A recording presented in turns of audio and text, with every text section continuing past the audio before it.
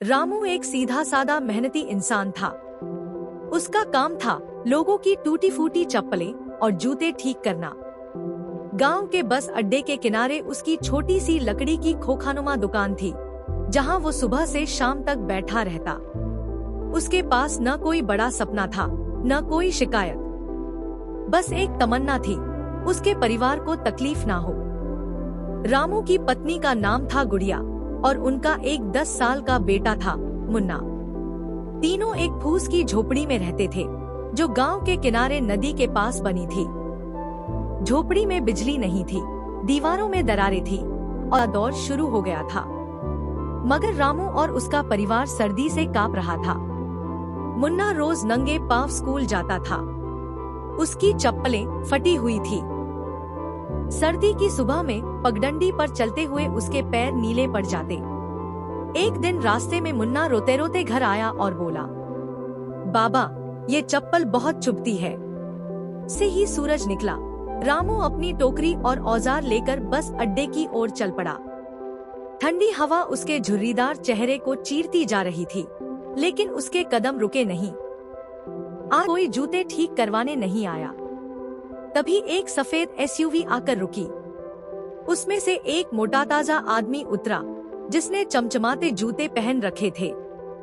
वो आदमी झल्लाया हुआ बोला, अरे ओ मोची, मेरी जूती का टाका निकल गया है, जल्दी ठीक कर। रामू बिना कुछ कहे जूती लेता है और बहुत ध्यान से टांके लगाने लगता है। उसे पता है, जितना बढ़िया काम करेगा उतनी उम्मीद होगी कि ग्राहक पैसे ठीक ठाक देगा। जैसे ही काम पूरा हुआ, रामू बोला, लीजिए साहब, अब ये एकदम नई जैसी हो गई है। वो आदमी अपनी जेब से 500 रुपए का नोट निकालकर रामू की ओर बढ़ाता है। रामू ने पैसे देखे, लेकिन बोला, साहब, सिर्फ 20 रुपए होते हैं, मुझे बाकी नहीं चाहिए। वो आदमी चौंक गया। क्या मतलब? बाकी रख ले, छुट्टा नहीं है मेरे पास। रामू ने मुस्कुराते हुए कहा, माफ कीजिए साहब, मैं मेहनत का ही पैसा लेता हूँ, मुफ्त का नहीं। आप चाहें तो अगली बार 20 रुपए दे दीजिए। वो आदमी स्तब्ध रह गया। तू गरीब होकर भी इतनी ईमानदारी दिखा रहा है? रामू ने बस इतना कहा, गरीब हूँ साहब, पर ईमान बेचकर पेट भरने की आदत नहीं पड़ी। अगले दिन एक चमत्कार। अगली सुबह जब रामू दुकान पर बैठा था, वही कार फिर आई।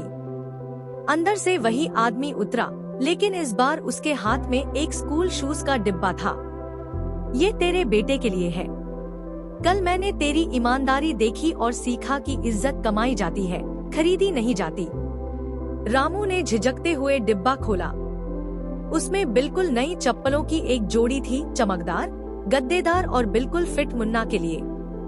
रामू बोला, साहब, आपका बहुत धन्यवाद, पर मैं ये मुफ्त में नहीं ले सकता। वो आदमी हंसते हुए बोला, ये मुफ्त नहीं है, तेरी ईमानदारी की कीमत है। रामू के हाथ कांप रहे थे। उसने झुककर उस आदमी के पैर छू लिए। मुन्ना की नई सुबह। जब रामू घर पहुंचा और मुन्ना को चप्पल दी, तो उसका चेहरा खुशी से चमक उठा। बाबा, ये मेरे लिए है। हाँ बेटे, अब तू रोज स्कूल पूरी गर्मजोशी से जाएगा। एक नया तूफान। लेकिन सब कुछ हमेशा अच्छा नहीं चलता। एक दिन अचानक मुन्ना बहुत तेज बुखार में तपने लगा। दवा, डॉक्टर और कुछ खाने का इंतजाम करने के लिए रामू के पास पैसे नहीं थे। दुकान पर भी काम बहुत कम हो गया था। रामू चिंतित था। अगर अब कुछ नहीं किया तो मुन्ना की हालत बिगड़ जाएगी। उसे याद आया कि वो नई चप्पल अब भी एकदम नई हालत में थी। उसने उसे देखा और फिर उसे एक कपड़े में लपेटा। अगर मुन्ना ठीक रहेगा तो आगे और चप्पलें आ जाएंगी। वो मन ही मन सोचता रहा। रामू गांव के किराना दुकानदार के पास गया और बोला, भैया, ये नई चप्पल है, किसी ने दी थी, इसे गिरवी रख लो और कुछ दवाई दे दो। दुकानदार जानता था रामू को। उसने चप्पल रख ली और कुछ दवाई, बिस्कुट और दूध दे दिया। गुड़िया ने कहा, तुमने मुन्ना की चप्पल दे दी? रामू बोला, बेटा ठीक रहेगा तो नई चप्पल फिर आएगी।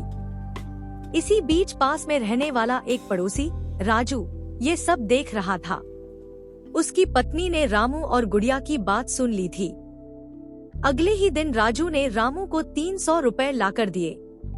भाई, हम दोनों गरीब हैं, पर ये मुन्ना सिर्फ तेरा नहीं, हम सबका बच्चा है। रामू ने कहा, नहीं राजू, मैं तेरे पैसे नहीं ले सकता। राजू बोला, ले ले यार, तूने हमें ईमानदारी दिखाई, अब हमारी बारी है। रामू ने आंसू पोंछते हुए वो पैसे ले लिए। जलन का जहर। गांव का सरपंच, जिसे लोग मुखिया कहते थे, ये सब देख रहा था।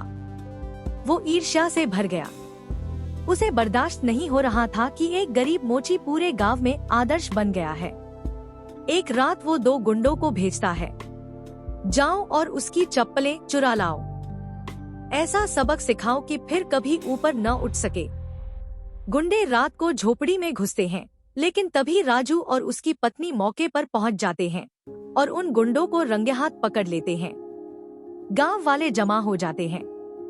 सभी मिलकर गुंडों की पिटाई करते हैं और पूछते हैं, तुम्हें किसने भेजा? गुंडे चिल्लाते हैं, मुखिया ने भेजा है। गांव वाले सरपंच के घर पहुंचते हैं और उसे लज्जित कर देते हैं। अगले दिन गांव के मंदिर में पंचायत बैठती है। वहां रामू को सबके सामने बुलाया जाता है। रामू, तेरी ईमानदारी, त्याग और साहस ने आज हमें बहुत कुछ सिखाया है। आज से तू इस गांव का सम्मानित नागरिक है और तेरे बेटे मुन्ना की पढ़ाई की जिम्मेदारी अब गांव की होगी।